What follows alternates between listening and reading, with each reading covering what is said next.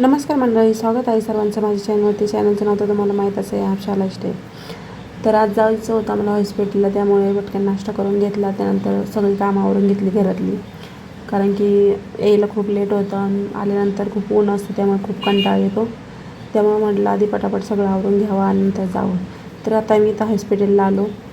त्यानंतर आता इथं चेकअप चालू होतं श्रद्धाचं. चेकअप केल्यानंतर मॅडमनी सांगितलं सोनोग्राफी करायला दुसरीकडची चिठ्ठी दिली होती.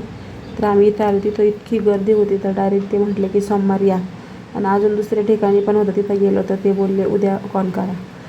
तर मग आम्ही काय केलो, खूप वैतागलो. मग त्यामुळे आले घरून निघून.